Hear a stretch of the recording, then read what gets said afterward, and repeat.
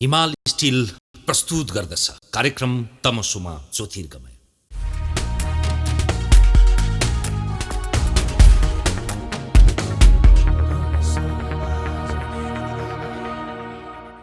दर्शकबिन नमस्कार, कार्यक्रम तमसुमा ज्योतिर्गमयमा यहाँलाई हार्दिक स्वागत छ।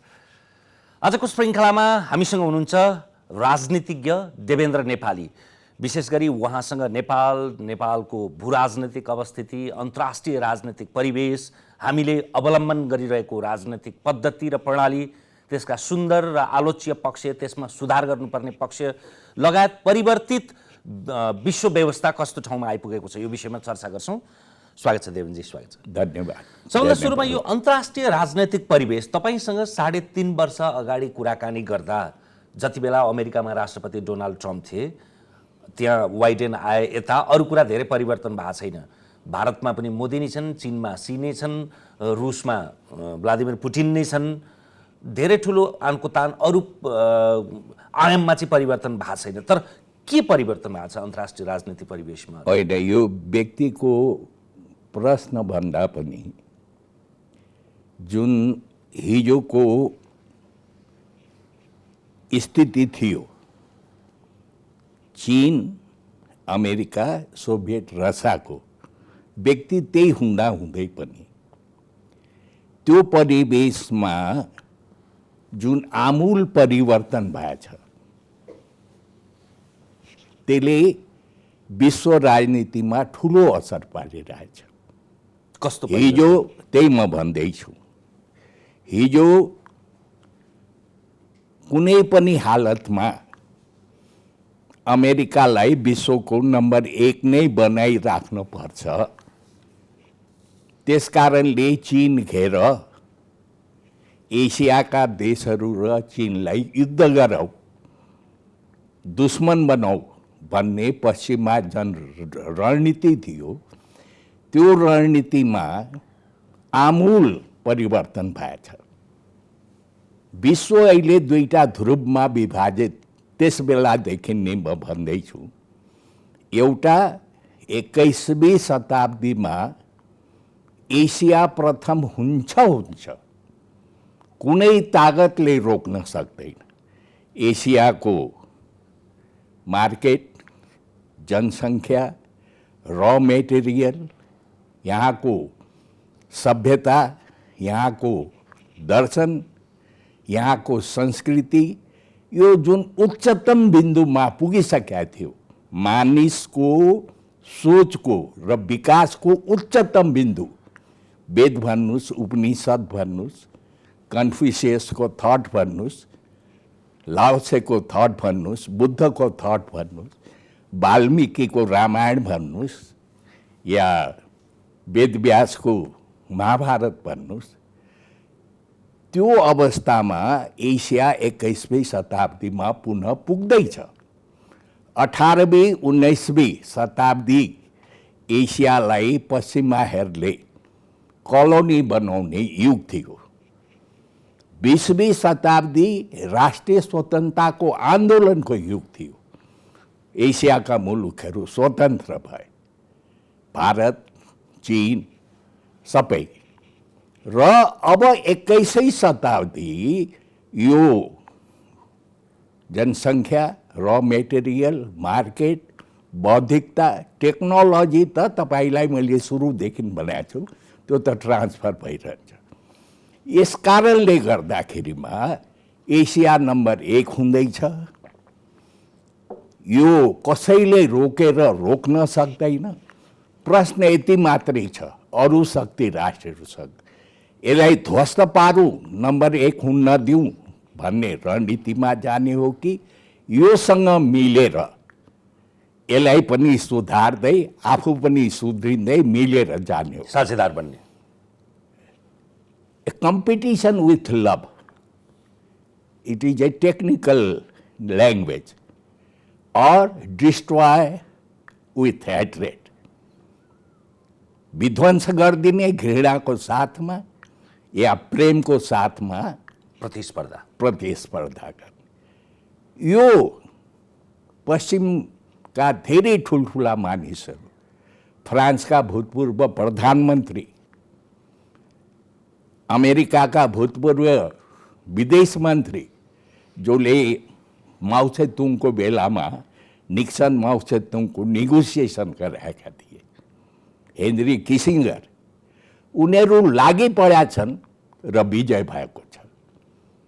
त्यो डोनाल्ड ट्रम्पको स्थितिभन्दा फरक स्थिति अहिले बाइडेनको बेलामा। तपाईँले भनेको त्यो ठ्याक्कै पानी ढलो चाहिँ के देखिन सकिने चारवटा- समन्वयात्मक अवस्थामा छन् भन्ने। म 4वटा प्रमाण दिँदैछु तपाईलाई। पहिलो प्रमाण, पर्यावरण संसारको सबै मिलेर बचाउनु पर्छ। COP 26 सम्मेलन सम्मेलन मात्र होइन, होइन, त्यसको उत्कर्ष देखिने कुरा नि। त्यो निष्कर्षमा र सम्झौतामा सबै पुग्नु। एक, प्लानेटको पर्यावरणको यो बचावटको निम्ति सम्पूर्ण शक्ति राष्ट्रहरू विश्वभरिका एकजुट हुने। दोस्रो, 3-4 दिन अघि मात्रै एउटा सम्झौता भएछ चीन, रुस, अमेरिकाको आणविक युद्ध नगर्ने। अब जहाँसम्म ट्रेडिसनल वारको कुरा छ, त्यो ट्रेडिसनल वार पनि नहोस् भन्ने कुरा अहिले रसा र अमेरिकाको बिचमा युक्रेनलाई लिकन या यो मध्य एसियाको राज्यलाई लिकन जुन आपसमा छलफल चलिरहेछ, त्यसबाट हामी देख्न सक्छौँ। कारण छ, अब युद्ध भयो, विश्वयुद्ध भयो भनेदेखि पृथ्वी ग्रह will transfer into a planet of stones only, no life. जीवन भन्ने रहँदैन। मानिसको त कुरै छोड्नुहोस्, जीवन भन्ने चिजै रहँदैन, तत्त्वै रहँदैन। त्यसकारणले यो निष्कर्षमा शक्ति हामी जस्तो मान्छेहरूले कुरा गर्छौँ भनेदेखि शक्ति राष्ट्रहरूले नबुझ्ने नभन्ने कुरा त आउँदै आउँदैन। तेस्रो, अहिले चाइनाको इन्डस्ट्रियल डेभलपमेन्ट भनेको के हो? त्यो सम्पूर्ण अमेरिकन युरोपियन इन्डस्ट्री त्यहाँ गएर डेभलप भएछ। खुला त्यो व्यापार र उद्योगको खुलापनाले गर्दाखेरि र त्यहाँ श्रम सस्तो पाए र चाइनाको उत्पादन सम्पूर्ण अमेरिका युरोपमा छ, जुत्तादेखि लिकन पन्जासम्म। पश्चिमाले चाइना ध्वस्त गर्नुको मतलब हो आफ्नै इन्डस्ट्री ध्वस्त गर्नु र पूर्वले चीनले अमेरिका युरोप ध्वस्त गर्नुको मतलब हो आफ्नै उद्योग ध्वस्त गर्नु, आफ्नै बजार पनि ध्वस्त गर्नु। सक्छन् यिनीहरू, यो पुँजीपतिहरू, साम्यवादमा उत्पन्न भएका पुँजीवादीहरू र पुँजीवादमा उत्पन्न भएका पुँजीवादीहरू। They cannot do it. They can destroy others but not themselves. यो स्थितिमा विश्व पुगिसकेको छ। यो तेस्रो। अब चौथो त मानवताको छ, आदर्शको छ, नैतिकताको छ। यी सम्पूर्ण कुराहरू छ विश्वव्यापी रूपबाट, जसलाई हाम्रो दर्शनले उच्चतम बिन्दुमा पुगाएको छ। सर्वे भवन्तु सुखिनः, सर्वे सन्तु निरामया। बहुमतको मात्रै होइन, सबैको, हरेक प्राणी मात्रको। अंतरिक्ष शान्ति, वनस्पति शान्ति। यो थटमा त पश्चिम बल्ल बल्ल अहिले आउन थालिरहेछ। त्यसकारणले यो जुन अरू यहाँ मानिस जब जीवन मानिसको रूपबाट प्रादुर्भाव भयो, the life developed as a human being, त्यसको सोचको त्यसको आन्तरिक र बाह्य अन्वेषणको पराकाष्ठामा यो शून्यमा पुग्ने, शून्यभन्दा शून्यातीत अवस्थामा पुग्ने यो सम्पूर्ण प्राप्ति पूर्वले गरिसक्या हो। त्यसैमा यो संसार फर्किन पर्छ। चौथो, जसलाई सी जिनपिङले सिल्क रोड व्यापारसित जोडेर भन्यो, जसलाई यो उसले मोदीले पुनर्जागरण भन्यो, या हामी पनि भन्दैछौँ हाम्रो संस्कृति, धर्म, दर्शन, परम्परा आदि इत्यादि। अब यसलाई म राजनीतिमा लिएर जाउँ। नेपालको सन्दर्भमा हिजो चीन र अमेरिका झगडा गरिरहेको बेलामा चीन घेर भनेर आएको सिस्टम चीन र अमेरिका मिलेर हिँड्ने अवस्था भएको बेलामा त्यही रहन्छ कि रहँदैन? रहँदैन। नेपालको इतिहासले देखाएको छ। 2007 सालको क्रान्तिको भ्रूण, सेकेन्ड ग्रेट वारको एन्डपछि भारतको स्वतन्त्रता अन्तिम बिन्दुमा पुग्न लागेको बेलामा स्थापित भयो। 2007 सालको क्रान्ति को पछाडि विश्व परिवेशको असर, जङ्गबहादुरको उदय, हिन्दुस्तानमा ब्रिटिसर्सहरूको साम्राज्यको बलियो अवस्था सृजना हुन लागेको बेलाको 1857 को तिनीहरूको सैनिक गदरमा जङ्गबहादुरले गरेको सहयोग, ब्रिटिसको चेला भएर, टट्टु भएर लखनऊलाई नै बचाइदिएको थियो नि। त्यो त छँदैछ। पृथ्वीनारायण शाहको उदय, उत्तर दक्षिणमा विदेशी शक्तिहरूको चलखेल बढ्न लागेको अवस्था, कलोनियल पावर क्रिस्चियनिटीको आधार लिएर बढ्न लागेको अवस्था, त्यस बेलामा यो क्षेत्रलाई हिन्दू अधिराज्य, सङ्गठित हिन्दू अधिराज्य बनाउनु पर्छ। असली हिन्दुस्तान उनकै शब्दमा हिन्दुस्तान, हिन्दुस्तान होइन, असली हिन्दुस्तान भनेर हिन्दूको वासस्थान हिन्दुस्तान भनेको मतलब त्यो फिलोसफी, त्यो दर्शन, त्यो चिन्तन, त्यो संस्कृति, त्यो आधारशिलाहरू प्रकृतिसँग जोडिएको छ। त्यो आधारशिलाहरू, त्यसकारणले त्यो चिजलाई स्थापित गर्नको निम्ति त्यो विश्व राजनीतिको परिवेशको असर पृथ्वीनारायण शाहको उदयको सन्दर्भमा देखिन्छ।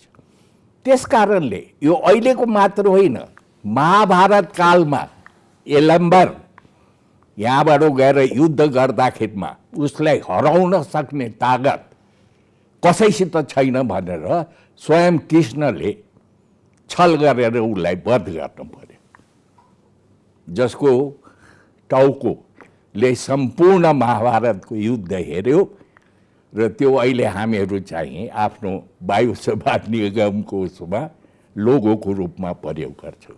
यलम्बर भन्दाखेरिमा यो प्रागैतिहासिक कालदेखि अहिलेसम्मको विश्व परिवेशको असर नेपालभित्र परेको छ।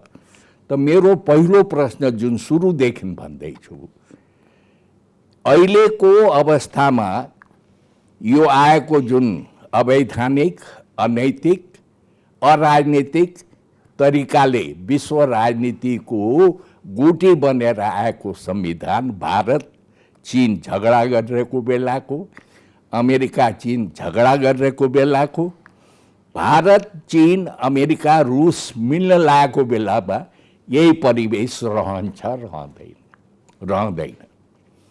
किनभनेदेखि हामीहरूले संसारसित कदममा कदम मिलाएर हिँड्ने हो। आफ्नो क्षेत्रलाई युद्धको यो क्षेत्र बन्न नदिने हो भनेदेखि हाम्रो सम्पूर्ण शक्तिहरू एकजुट भएर हिँड्नै पर्छ।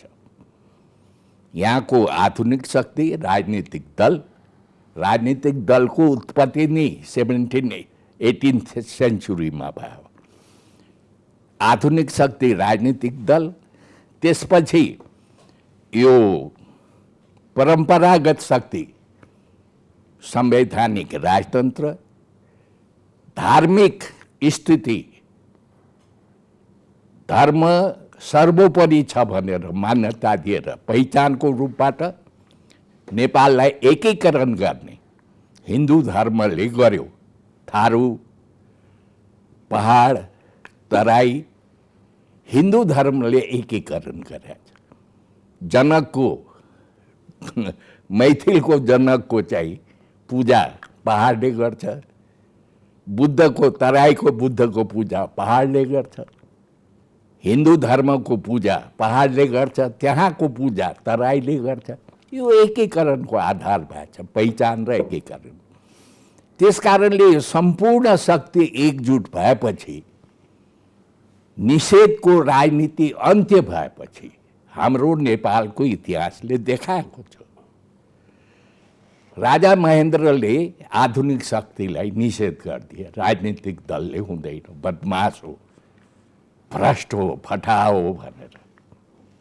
ठिक छ, उसले लगाएको आरोप ठिक होला, तर जसरी 2 र 2 जोडेपछि 4 हुन्छ भन्ने वैज्ञानिक सत्य हो।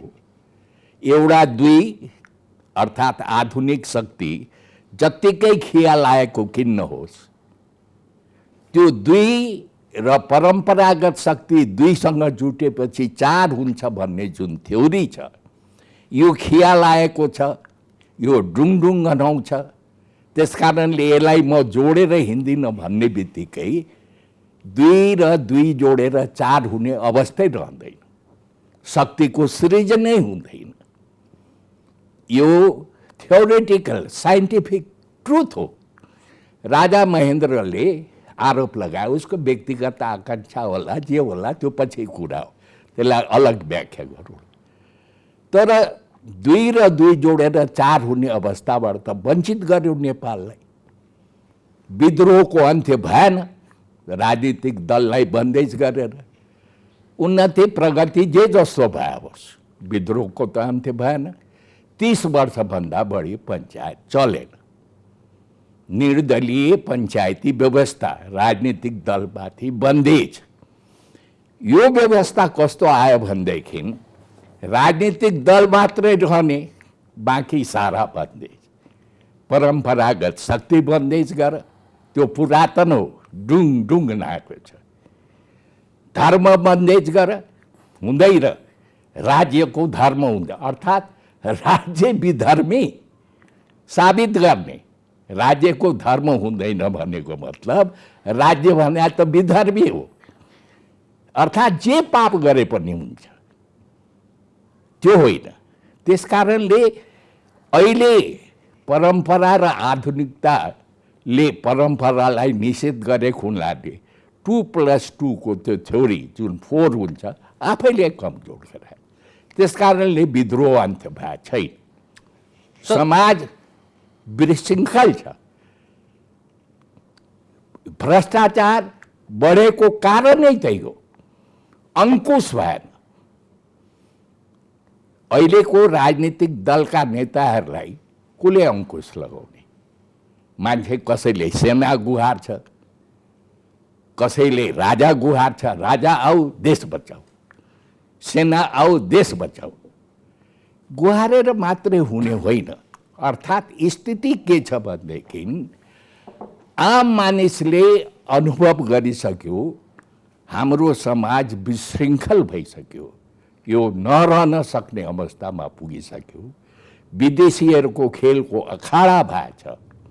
त्यसकारणले यो आधुनिक शक्तिले परम्परागत शक्तिलाई निषेध गरेको पनि गलत हो, परम्परागत शक्तिले आधुनिक शक्तिलाई निषेध गरेको पनि गलत हो। मैले बिम्बमा तपाईलाई सायद पहिले कुरा गरेको छु।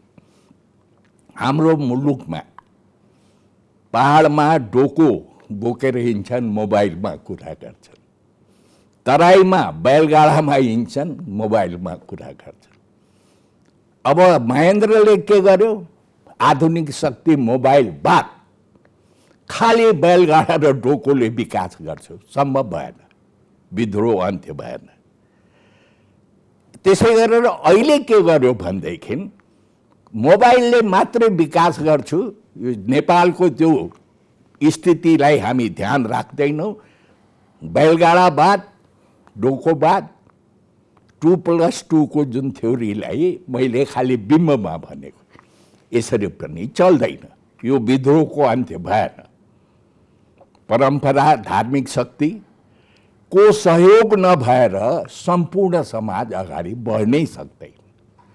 त्यस कारणले बुद्धिमानी के हो भनेदेखि राजाको होस् चाहे राजनीतिक दलको होस्, मिलेर हिँड्ने। अब राजनीतिक दल किन मिल्न सक्दैन भनेदेखि त्यसमा नेता कोही छैन, सबै पदाधिकारी हुन् जुन अरू शक्तिका गोटी हुन्, खेलौना। आफ्नो खुट्टामा कोही उभ्या छैन। मेरै पार्टीका पदमा बस्नेहरू, मेरो पार्टीभित्र असल मानिसहरू धेरै छन्, नेपाली काङ्ग्रेसभित्र, एमाले भित्र पनि छ, माओवादी भित्र पनि छ, तर पदमा बसेकाहरू अरू शक्तिका गोटी हुन्। उनीहरूले जसरी नचाह्यो त्यसरी। तपाईँ त नेता भन्नुहुन्न, पदाधिकारी भन्नुहुन्छ हैन? नेता हुन लायक छैन। नेता भन्ने त यिनीहरूको योग्यतै छैन। तपाईँले आफूलाई असली बिपीवादी भन्ने गर्नुहुन्छ। म बिपीवादी पनि होइन, फेरि त्यो भ्रममा नपर्नुहोस्। जे होस्, बिपी एउटा चिज, यो मलाई बिपीको नामको जतिकै माथिल्लो स्तर पुग्यो त्यति मलाई खुसी हुन्छ। तर बिपीले कुनै वादको सृजना गरे होइन। तपाईलाई बिपी विचार, बिपी चिन्तन जे भनौँ, बिपी विचार परिकल्पना दुईटा, जसरी चिन्तन र तपाईको दर्शन भन्छ त्यसलाई, देख्नु, to see and to think, they are two different things. चिन्तन र दर्शन एउटा हेर्नु, देख्नु। बिपी द्रष्टा हुन्, चिन्तक होइन। उनी द्रष्टा हुन्, उसले देखे राजाको शक्ति र जनताको शक्ति मिलेर हिँडेन भनेदेखि देशको विकास हुँदैन, ध्वस्त हुन्छ। 17 सालको घटनाले उसलाई त्यो निष्कर्षमा पुर्यायो। दर्शन, he is not a thinker. त्यस कारणले बिपी विचार, बिपी चिन्तन, यो जुन भन्छ नि, त्यो चाहिँ अवैज्ञानिक व्याख्या हो। त्यो त आफ्नो जस्तो दृष्टि उस्तै सृष्टि हो। तपाईँलाई लाग्दैन, अरूलाई लाग्छ। होइन होइन, इतिहासको तथ्यहरूलाई त पृथ्वीनारायण त जन्मेकै हो नि। नेपालमा 7 सालमा प्रजातन्त्र आएकै हो नि। एकतन्त्रीय राजा शासन सिद्धि, यसलाई पनि नस्वीकार गर्ने। यो इतिहासको तथ्यलाई त स्वीकार गर्नुपर्छ। बिपीले के देखे भनेदेखि, अनुभव गरे, देखे कि राजाको शक्ति र जनताको शक्ति मिलेर हिँडेन भनेदेखि नेपालको हित छैन। यो फ्याक्ट हो, युनिभर्सल फ्याक्ट हो। नेपालको ट्रेडिसन र नेपालको modernity, American tradition and American modernity, if they cannot go together, America will destroy. If European tradition and European modernity will not go together, Europe will destroy. नेपालमा बिपीले त्यही देखे, द्रष्टा भएर। त्यो त सापेक्षित कुरा होला। अब तपाईँले प्रसङ्ग निकालिहाल्नुभयो। आजका कङ्ग्रेसीलाई, अहिलेका पदाधिकारी र सबैलाई सोध्ने हो भने त्यो 33 सालको सापेक्षमा, जति बेला भर्खर तपाईँको बङ्गलादेश पनि पूर्वी पाकिस्तानको अस्तित्वबाट स्वतन्त्र देश भएको थियो, भारतले त्यसमा भूमिका खेलेको थियो, इन्दिरा गान्धीको जगजगी थियो, इमर्जेन्सी थियो, त्यसैले फाँसीको फन्दामा पर्ने डर हुँदाहुँदै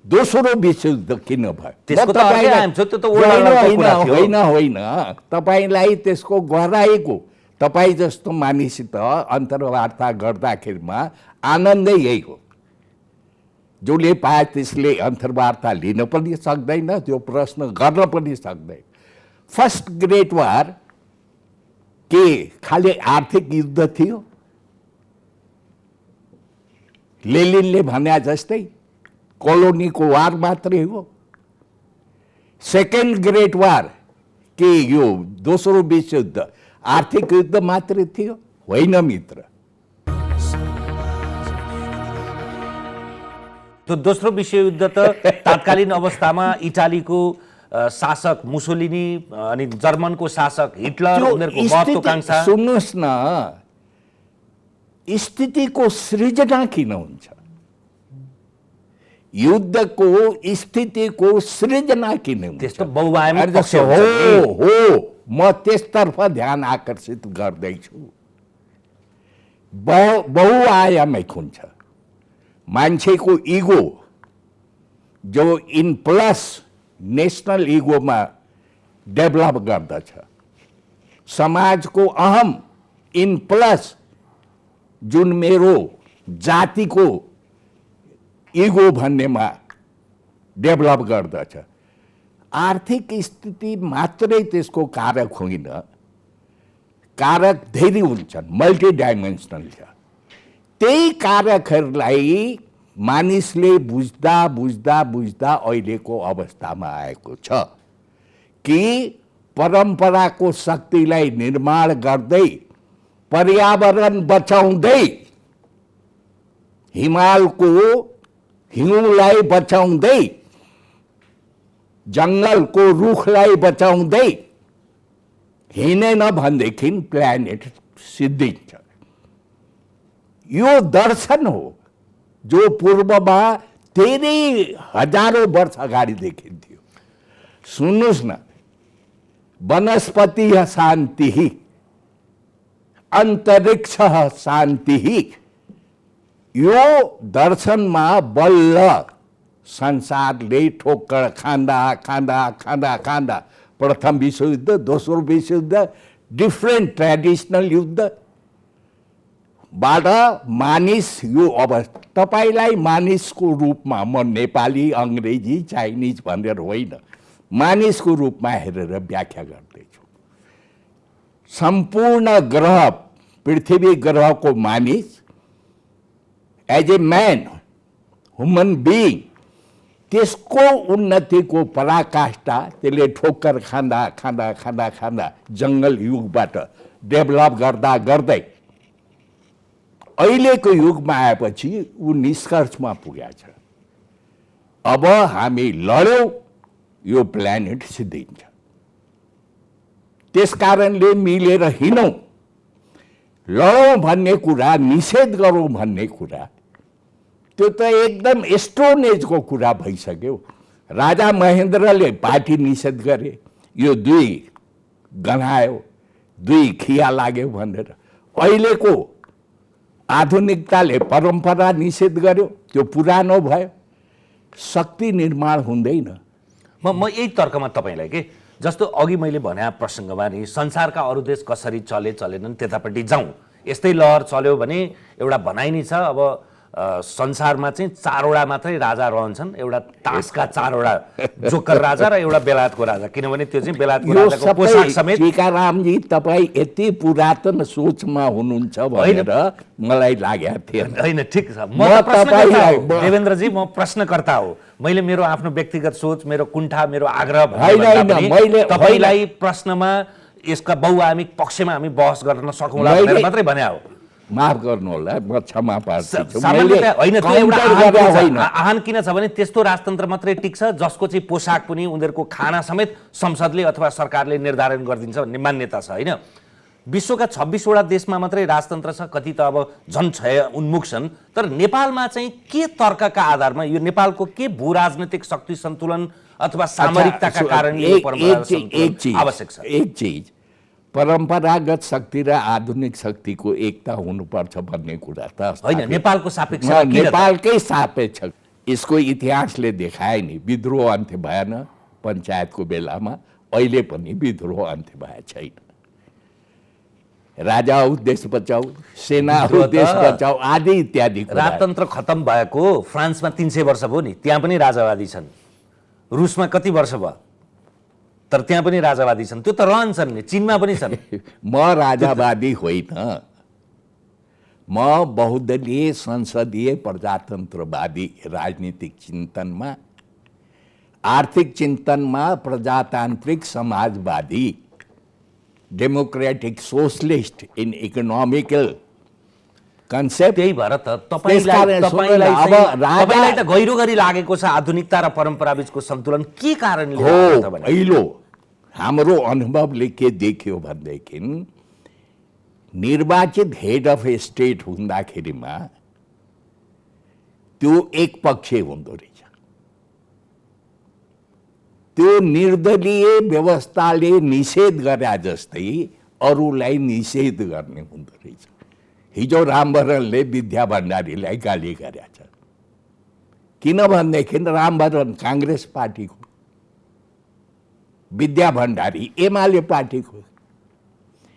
एमालेको president elected, she cannot be a national त्यो रिस्पोन्सिबिलिटी लिएको आइडेन्टिटी हुन्छ भन्ने कुरा निर्वाचनबाट आएको हुनाले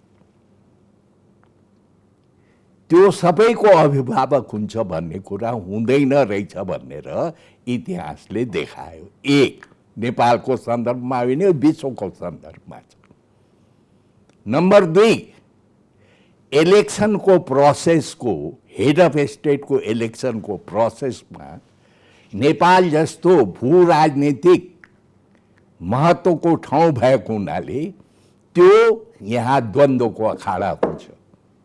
चाइनिज प्रेसिडेन्ट, अमेरिकन प्रेसिडेन्ट या तपाईँको चाहिँ भारतीय प्रेसिडेन्ट, युरोपियन प्रेसिडेन्ट, कसको पक्षको प्रेसिडेन्ट? पार्टीभन्दा अलग अन्तर्राष्ट्रिय स्तरमा सोच्ने हो भनेदेखि। 2, त्यसकारणले नेपाल अहिले हेड अफ स्टेट निर्वाचन गर्ने पद्धतिमा पुग्न सक्ने अवस्थामा सामाजिक परिवेशै छैन, अन्तर्राष्ट्रिय परिवेशै छैन। नम्बर 2, उसो भए केही मानिसले भने जस्तै जात र वंशको आधारमा उच्चता सृजना गर्ने, जात र वंशको आधारमा उच्चता सृजना गर्ने कुरै होइन। नन इलेक्टेड प्रोसेसबाट हेड अफ स्टेट ल्याउने परम्परा छ। त्यो स्थिति सृजना गर्न सक्छौँ। त्यसको निम्ति 4वटा आधारभूत कुरा हुन्छ। पहिलो, नन इलेक्टेड हेड अफ स्टेटले रुल गर्ने होइन, शासन गर्ने होइन। ऊ जनताको मालिक होइन, नोकर हुने हो पहिलो। दोस्रो, त्यसरी जनताको नोकर हुँ भन्ने कन्सेप्टमा डेभलप हुने बित्तिकै ऊ सबैको अभिभावक हुन्छ। यो बुद्धले भनेका छन्, लाओत्सेले भनेका छन्। म सबैको नोकर हो भनेर जुन कन्सेप्टमा आउने बित्तिकै मानिस ऊ सबैको मालिक हुनुपर्छ, अभिभावक हुनुपर्छ। त्यो दर्शन छ हाम्रो। होइन राजनीति गर्ने हो, देश सञ्चालन गर्ने हो, केटाकेटी काम, त्यो दाल भात खिलाए जस्तै प्रोसेस हो, डेप्थ केही पनि छैन भन्ने हो भनेदेखि त बहस बेकार हो।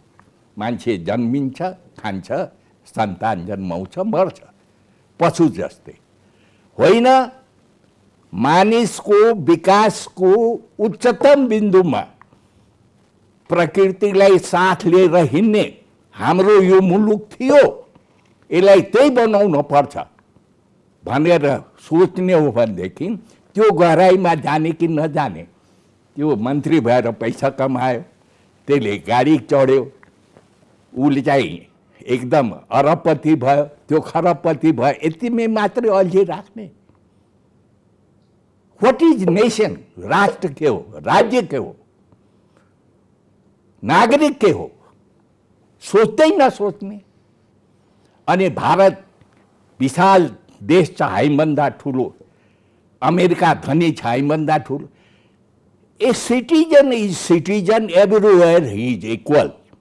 चाहे त्यो अमेरिकामा जन्म्या होस्, चाहे चीनमा जन्म्या होस्, चाहे भारतमा जन्म्या होस्, चाहे वीरगञ्जको काठमाडौँमा या झापामा या इलाममा या हिमालमा। A citizen, a human being is a human being, everywhere it is equal. त्यो स्ट्याटसमा मेरो देशलाई, म जन्मेको ठाउँलाई पुगाउने कि नपुगाउने राजनीति त्यो। Human being everywhere it is equal. त्यो स्ट्याटसमा मेरो देशलाई, म जन्मेको ठाउँलाई पुगाउने कि नपुगाउने राजनीति त्यो। बिपीहरूले त्यो दृष्टि, त्यो देखे, यहाँको शक्तिलाई मिलाएर होइन हामी त्यो ठाउँमा पुग्छौँ। तर मार्क्सवाद यस्तो गलत सिद्धान्तिक व्याख्या हो, निषेधको राजनीति, जुन स्टोन एजको भइसकेका छ, जसलाई मैले व्याख्या गरेको छु बल्ल बेलामा। सरप्लस भ्यालुको थ्योरी नै अब समाप्त भइसक्यो। त्यस कारणले यो फेरि क्वान्टम र यो थ्योरी, वेब म्याटरको थ्योरी, वाट इज म्याटर भन्दाखेरिमा म्याटर भनेको त स्ट्रिङ थ्योरीले वेब भनिसक्यो, चिन्तन, विचार। Matter is a thought, thought is a matter. यो वेदले भनेको कुरा विज्ञानले अहिले स्थापित गरिरहेछ। भन्दाखेरिमा यो सबै कुराहरूलाई स्थापित गर्ने मेरो मुलुक बनोस् भन्ने चाहने हो कि म 5 चोटि प्रधानमन्त्री भए, 6 चोटि बनूँ। त्यसले 100 रुपियाँ कमाए, म 1 करोड कमाऊँ, यति मात्रै हो। व्यर्थ हो मानिस जीवन। किन तपाईँ मानिस भएर जन्मिने? Why not you be a animal only? किन चिन्तन, किन थट? राजाले त्यो सोच्ने हो भनेदेखि he is a animal. A political पार्टीको चाहिँ पदाधिकारीले त्यो सोच्ने हो भनेदेखि त्यो एउटा जनावर मात्रै। म मेरो मुलुकलाई त्योभन्दा माथि ल्याउने बाटो बताउँदैछु, खोज्दैछु। बिपीहरूले त्यही चिन्तन गरे, सुवर्ण गणेशमानले त्यही चिन्तन गरे। फन्डामेन्टल राइटलाई डिस्ट्रोय नगर, विकास हुँदैन। लडाइँ त्यही न हो। महेन्द्रसँग तैँले दौरा सुरुवाल लगाइस्, मैले कुर्ता लगाएँ भन्ने झगडा त होइन नि। त्यसै गरेर अहिलेको गणतन्त्रवादीसँग त पदमा छस्, त गाडी चढ्छस् भन्ने झगडा त होइन नि। यो सिस्टमले मेरो सोसाइटी, मेरो मुलुक डिस्ट्रोय गरेको छ। विश्व हिजोको परिवेशमा आएको सिस्टम विश्व परिवर्तित भयो। अब सबै मिलेर होइन भनेर भन्दाखेरि हामी झगडा गरिराख्ने।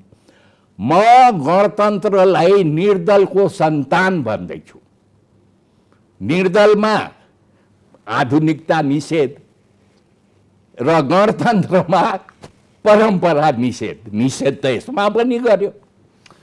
अब उत्तरार्धमा नेपालको यो भूराजनीतिक अवस्थितिका बीचमा हाम्रा लागि विदेश नीतिको पहिलो ढोका भने त भारत र चीन नै हुन्। उनीहरूसँगको सन्तुलन चाहिँ कसरी राख्नु? मैले अस्ति वीरगञ्जमा एउटा नेपाल चीन यो सम्बन्ध परिषदको गोष्ठी भएको थियो। मलाई सम्बोधन गर्न बोलाउनु भएको थियो मुख्य अतिथिको रूपबाट। त्यसमा मैले एउटा प्रस्ताव चीन सरकार र भारत सरकारलाई राखेको छु। त्यो गोष्ठी मार्फत भारतले अहिलेको अवस्थामा 21वीं शताब्दीको जुन नयाँ रूप आउँदैछ, एसिया नम्बर 1 हुँदैछ, त्यसमा चीन र भारतको भूमिका ठुलो छ। आपसमा झगडा गरेपछि त त्यो 21वीं शताब्दीमा छिटै नम्बर 1 हुने अवस्था कमजोर हुन्छ। लड्न हुन्न, त्यो त आफ्नो ठाउँमा छ। तर मित्रताको अवस्थामा जुन अहिले संसारको परिवेश त्योतातर्फ प्रवेश गरेका छ। त्यहाँ चीनले तराईमा 5 वटा 6 वटा महावाणिज्य दूतावास खोलोस्। भैरवा, वीरगञ्ज, विराटनगर, झापा, नेपालगञ्ज, धनगढीहरूमा। त्यसै गरेर भारतले चाहिँ उत्तरी हिमालको सिमानामा महावाणिज्य दूतावास खोलोस्, माग गरोस्। र नेपाल सरकारले बुद्धि पुर्याएर यो एन्टी इन्डियन एन्टी चाइनिज भन्ने स्थिति होइन, दुइटै मिल्न गइरहेछ। त्यस कारणले सहयोग गरौँ भनेर हामीहरूले त्यो खोल्न दिउँ भनेर बोलेको, त्यसको ठुलो असर परेको छ भनेर मलाई न्युज आइरहेछ। अब हेरौँ कति असर परेको छ। अर्थात् मैले के भन्न खोजेँ भनेदेखि हिजो भारतको जुन दृष्टिकोण थियो एन्टी चाइनिज, या अमेरिकाको चाइनाको जुन दृष्टिकोण थियो एन्टी क्यापिटलिस्ट साम्राज्यवादी, कागजको बाघ, अमेरिकालाई कागजको बाघ भन्थे उसले, माओसेतुङले। फेरि त्यही माओसेतुङले त्यही अमेरिकाको निक्सनसित मित्रता गरे। त भन्दाखेरिमा रियल पोलिटिक्स अहिलेको के हो भनेदेखि संसार बचाउनलाई संसार मिलेर हिँड्दैछ। त्यस कारणले नेपाल चीन र भारतको बीचको व्यापारको, संस्कृतिको, सभ्यताको, आवत जावतको ट्रान्जिट पोइन्ट हुन्छ। त्यस कारणले चीन तराईमा पस्यो भनेर भारत नतर्छ, भारत चाहिँ हिमालमा पस्यो भनेर चीन नतर्छ। यो परिवेश 21वीं शताब्दीको सुरुवात नेपालले गराउन सक्छ। जसरी वेदव्यासले महाभारत लेखेका थियो, जसरी वाल्मीकिले रामायण लेखेका थिए, दुइटै नेपालका महान पुत्रहरू, त्यो चिज नेपालले गर्न सक्छ।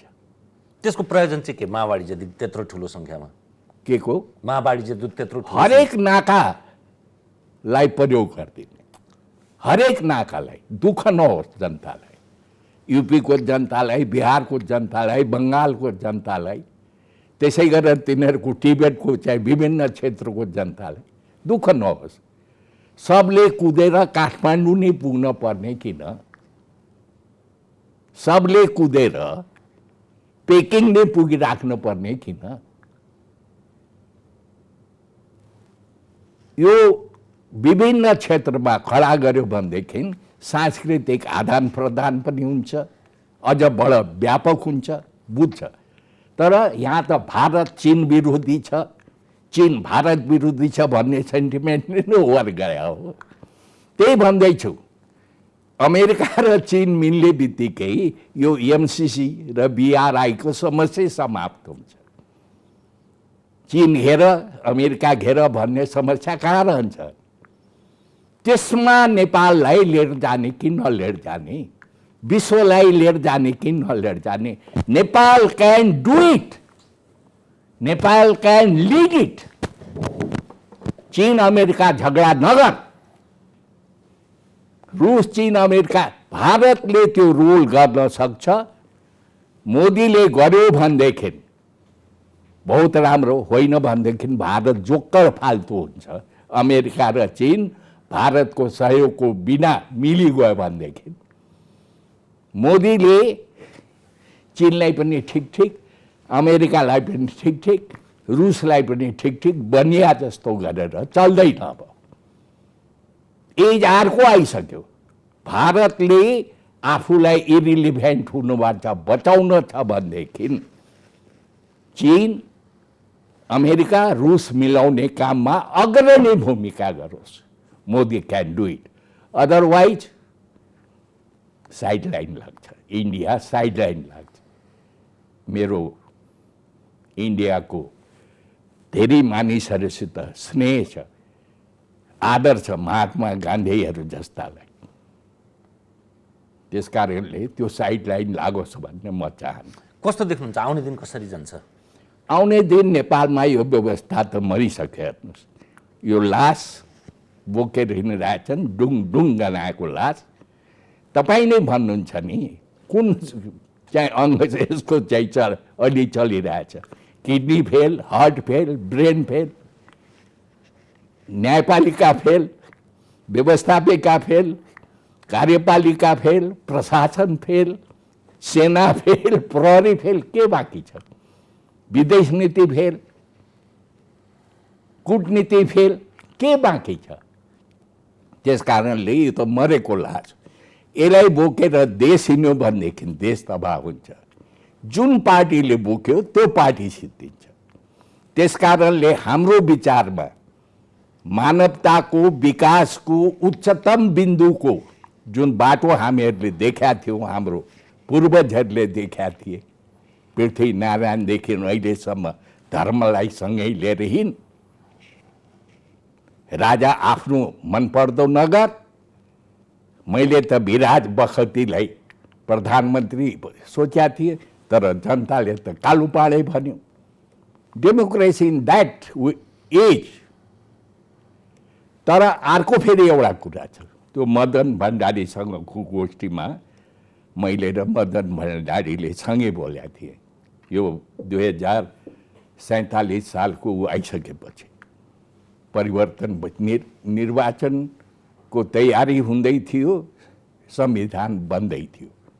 त्यस बेलामा निष्पक्ष निर्वाचनका पूर्वाधारहरू भनेर यो वकिलै थिए सुभाष नेवार, उसैको एउटा फोरम थियो। त्यसले मलाई र मदन भण्डारीलाई यो गोष्ठीको सम्बोधन गर्न बोलाएको, दुईजना chief guest. Madan Bhandari general secretary declare भएको थिएन, उनी एमालेतिरबाट आए। अनि त्यहाँ मैले इस्यु उठाएको थिएँ। ख्याल गर्नुहोस्, पृथ्वीनारायण शाहले जुन बेलामा यहाँ नेपाल एकीकरण गर्दै थिए, जुन इस्यु सम्बन्धमा, त्यही बेलामा अमेरिकामा ब्रिटिस उपनिवेश विरुद्धको आन्दोलन हुँदै थियो। बोस्टनको टी त्यो हडताल, अमेरिकाको आन्दोलनको अस्त्र शस्त्र त्यही खुँडा, त्यही भरुवा बन्दुक जुन पृथ्वीनारायणले यहाँ प्रयोग गरेका थिए। 200 वर्षपछि नेपाल जहाँको त्यही झन गरिब झन दरिद्र। अमेरिका विश्वको शक्ति राष्ट्र किन? Because of the system. हामी अलमली हौँ,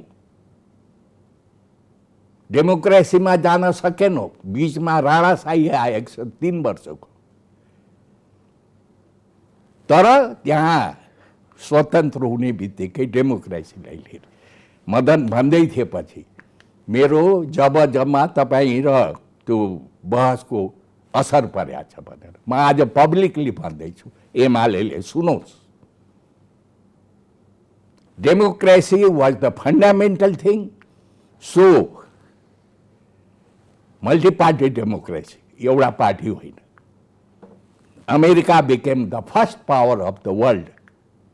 अनि हामी वंश परम्पराको शासनमा गयो, डुम भयो, आधुनिकतालाई सँगै लिएर हिँड्न सकेन। अहिले त्यही गल्ती गर्दैछ। परम्परालाई बाद गरेर निर्दलमा आधुनिकताको बाद निषेधको राजनीति, यसमा पनि निषेधको राजनीति।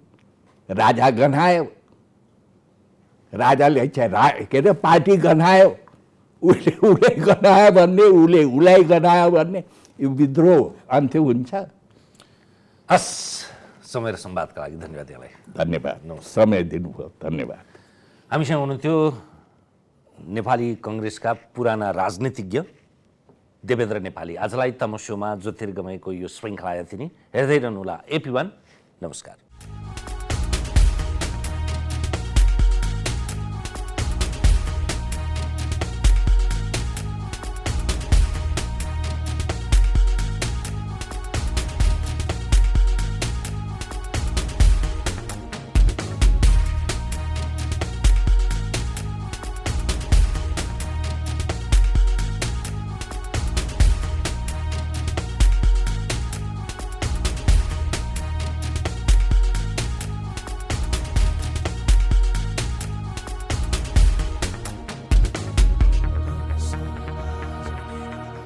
हिमाल स्टिल प्रस्तुत गर्दछ कार्यक्रम तमसुमा ज्योतिर्गमय। It's an AP1 presentation.